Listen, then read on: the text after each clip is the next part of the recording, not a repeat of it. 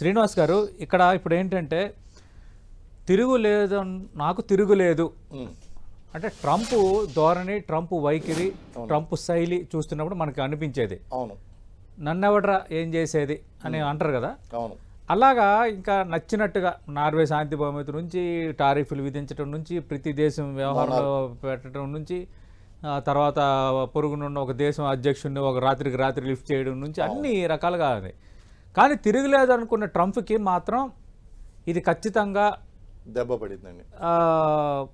ఖచ్చితంగా ఇది ఒక డిసైడింగ్ ఫ్యాక్టర్ కాబోతుంది అంటున్నారు. Is it possible? ఉందా వాస్తవమైనది?